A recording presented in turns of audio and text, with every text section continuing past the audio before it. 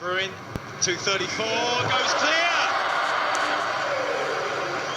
Oh, that might be a gold medal winning jump for Bruin. So no athletes successful at 236. The bar was lowered 2 centimeters. Yeah, there he is winning the World Championships. We can't play his Olympic gold medal performance from Rio because of rights restrictions 48 hours after it happens. We're Thanks, not allowed IOC. to play. Yeah, exactly. Thank you, IOC. This is the morning show on TSN 690. Derek Drouin, one of the great performances for Canada at Rio 2016, and so many people behind that success. So one of them joins us right now, JF Menard, who works with the B210. He is a sports psychologist. We've been talking to a lot of people from this organization in the last couple of weeks, a group that is focused on delivering success to elite Canadian athletes, getting them onto the podium and beyond. JF Menard is on the line this morning. How you doing, JF?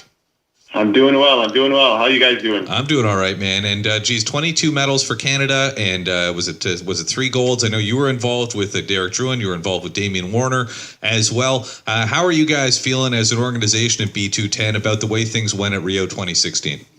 We're feeling really good. We had some great performances, and it's really nice to see that all the work that's been done in the last few years actually comes out at the right time. So yeah, we're feeling really good as a group. And what can you tell us about what it is that you do, specifically working with the Olympians? Yeah, so basically the work that I do is just to make sure that we take care of the mental side of their sport. So if we take someone like Derek, who is a medalist at the London Olympics and is a world champion as well, obviously there's a lot of expectations and pressure coming into Rio. So just to make sure that he was able to put his mind on the task at hand and to be able to focus on, just jumping well and, just making sure that he was focused on the right thing. And, dealing with that pressure is not easy. There's a huge expectations that come from other people. And obviously Derek is a true competitor and he had a lot of expectations on himself as well. So, I would say that most of the work that was done with Derek specifically was around those concepts. And so there's got to be something to the fact that the Olympics are almost unique in the world of sports. I guess you could say the World Cup as well, but it's only every 4 years. And that's right. The amount of pressure we've seen athletes crumble under the pressure. It happens every 4 years at the Olympics, whether it's summer or winter. We see them sort of crushed under the weight of expectations. I think of athletes in Vancouver crying early on in the games when they failed to sort of meet expectations. That's got to be one of the hugest things about it, isn't it? The fact that it is only every 4 years. World championships are one thing. We heard Derek Drouin winning gold at the Worlds there, and that's obviously a tremendous achievement. But the Olympics carry a weight of expectations that are almost unique, do they not? Yeah, for sure. And you know what? All the athletes come into the Olympics physically strong, and they're all ready physically and physiologically to perform at their best. And when you ask coaches and athletes what they want the most for the Olympic Games, the answer that usually comes out is to be confident and to be calm. So obviously when they give those answers, we talk about the mental side of the performance. So that's where my work comes in, and it's very important to control that. And when they're able to control that, usually they perform quite well. That doesn't mean that they're going to win, not necessarily, but usually they're able to perform like they want to, and usually kind of good things come out of that. Jeff, how does the sports psychology equation change over the next 4 years now for an athlete like Penny Oleksiak, who goes down to Rio, 16-year-old kid, really, you hear Swimming Canada, it sounds like, hey, just get acclimatized and have your breakout games in Tokyo in 2020. And now she'll have incredible expectations to top this amazing performance. Right.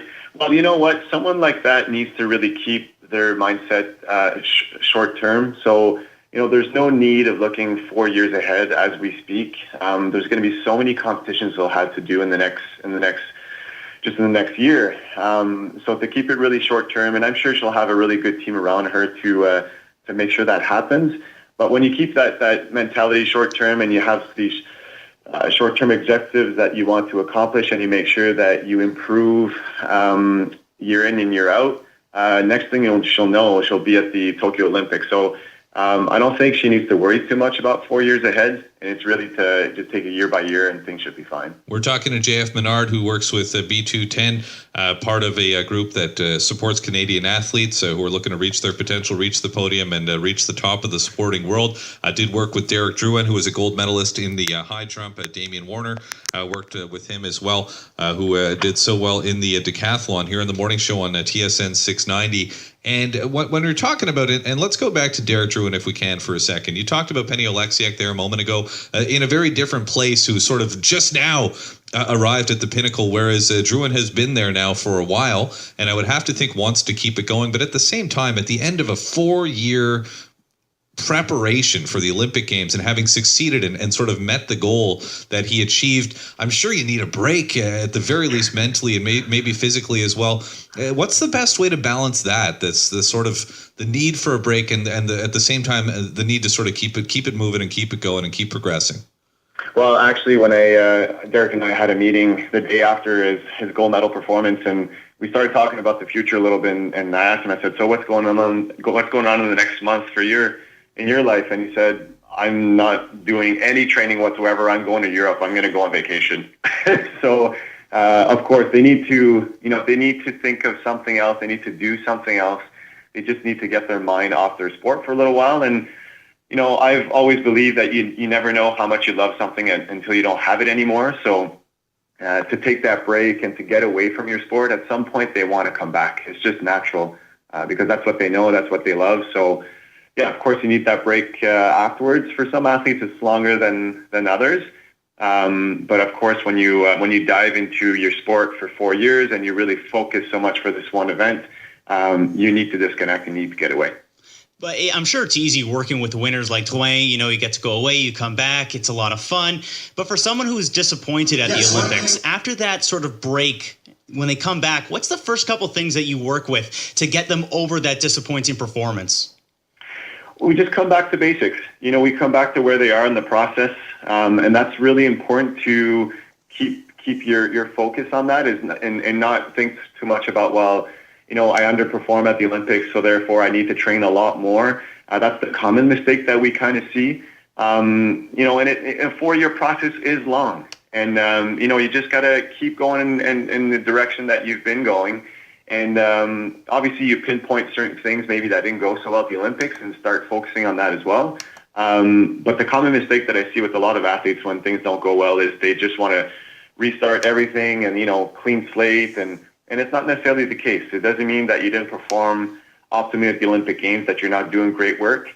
So it's just to sit down with the entire team around the athlete and just make sure that we look forward and we keep chucking away at these little things that makes the athlete better. And in most sports, they have major events coming up in the next few months and the next year, like World Cups or Grand Slam tournaments or World Championships. So the ball starts rolling again quite fast. So it's when the athlete is well surrounded with a good team, it doesn't take much time for the athlete to bounce back and to keep going in the right direction. Jeff, in their athletic pursuits, it's a results-based business, so to speak, and performance can clearly be measured. How do you guys measure, and what specifically do you guys work on with the athletes? Are you talking about mental imaging, visualization? Are they lying down on a couch and doing some therapy with you? What kinds of psychological drills and techniques specifically are you using with the athletes?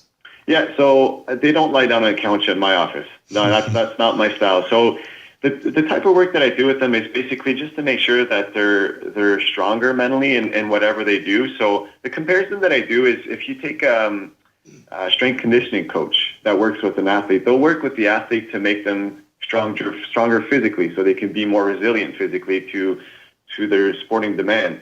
Well, I kind of do the same thing, but with their brain. So I give them mental skills to be able to do that. So we work a lot on self-confidence just to make sure that they go in confident in their events and they stay motivated during training. And you spoke about visualization, which is a very important tool to imagine themselves being in this situation so they can prepare better. Another big one is dealing with stress, dealing with expectations, making sure they're able to bounce back after setbacks. So the way we work together is very conversational based. So, we'll talk about a lot of different situations. We'll come up with cues, keywords. So it's very dynamic. And what I love about my work is everyone's different. So the approach I have with every client is not necessarily the same. And the issues that we deal with are not the same as well. So, but to generalize, I would say that the biggest one is around self-confidence. And then there's other concepts around that are attached to that. But in the end, that's what we work on. We're talking to JF Menard, a sports psychologist who has worked with some of Canada's top athletes, including gold medalist Eric Drouin and bronze medalist Damian Warner in the decathlon here on the morning show on TSN 690. And hearing you talk about this, the confidence thing, and I'd be fascinated to get your take on what we saw happen with the Canadians here last season, who lost Carey Price after getting off to the greatest start in franchise history. Subsequently suffered the worst collapse in franchise history. Just a totally insane season that was hard to understand as it was happening, and it's even difficult to understand now how that went down. They kept sort of giving up early goals, or if they'd score an early goal, they'd allow another goal a minute or two later, and it just seemed like they were dealing with such a fragile confidence all season long. How would you approach something like that if you were involved with the team, or how would any sports psychologist sort of begin to attempt to address what appeared to be such a fragile confidence that was almost seemed to be team-wide with the Montreal Canadiens last year? That's a very good question. I mean, it's tough because when you lose your best player like that, I think you can keep going on for a little while, but after, in an 82-game season, that kind of goes away, and we saw it last year. I think other players on the team needed to pick it up and just to make sure that leadership standpoint was there, and that they play better as a unit.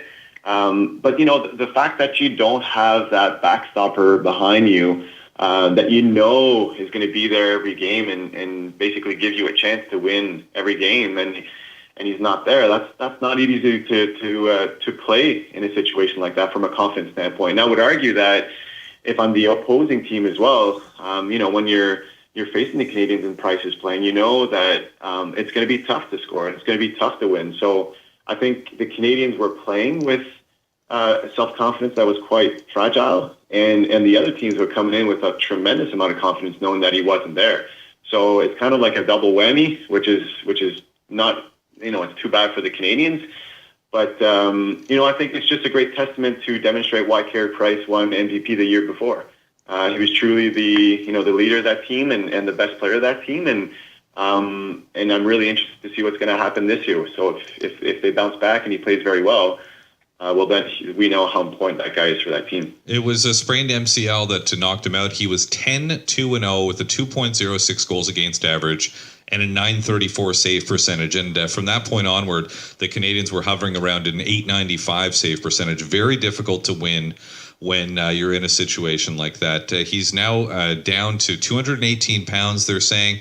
And he's saying he might like to be closer to 215 or 212 when the season starts. And he says his knee is 100% recovered. He feels like his old self. The only question I think that a lot of people have, he's 29 years old. He's seen a lot in his career. But how do you approach that from a mental standpoint, coming back from this crushing injury? I'm sure there must have been at least some sort of feelings of guilt resulting from watching the Canadiens and the way things went without him last season, whether he'd admit it or not. And just coming back, it's not the first time he's had to deal with one of these types of things. How does an athlete, or how would you help an athlete approach the mental aspect of coming back from yet another devastating injury? Well, I would just bring it back to the great things that he's done in the past. I mean, we can't take that away from Carey, and he's someone that's very well respected in the team. So I know that the team is going to welcome him with open arms, and I don't think he's going to feel too guilty, to tell you the truth. And I think some of that is going to be built throughout the training camp and preseason games, and once he starts the season, things should be in place. But just to come back to the things that he's done so well in the past, and some things that I do with a lot of athletes is play some highlight reel videos just to get them to see playing well again, and we discuss about that, and just thinking back of great things that you've done makes you feel that as well. It makes you kind of be in that situation again. So that would be one thing I do with Carey, which I'm sure he does already, and his coaching, his goalie coach is probably doing already and has done in the past. But I wouldn't be too worried. I think he's a true professional. He's going to bounce back quite positively, and like I said, I think the team is just waiting for him to come back. So I don't think it's going to be too much of a big issue. It's going to be fun to watch. Hey, JF, a big thank you for hopping on with us this morning, and thanks for all the work you've done helping our athletes reach the top and win gold and make us all so proud as Canadians. That's got to be an awesome and gratifying aspect of what you do. No, just being a part of Canada's success. It must give you a tremendous amount of pride to do that. Without a doubt, and just to wear those Canadian T-shirts and attire, which you're just proud of the country, and when you see the athletes do well like that as well, it's very emotional, and that's why I do my work, is to help people achieve their dreams, basically. So for sure, it was quite unique and quite inspiring to be there, and I'm looking forward to attend the next Olympic Games as well. Well, we're looking forward to it as well, and big thank you for your time this morning, JF Menard. Cheers. Thanks for having me. That is JF Menard. I'm Connor Mckenna. This is The Morning Show on TSN 690. Nice to be with you on this Tuesday. It's 8 minutes before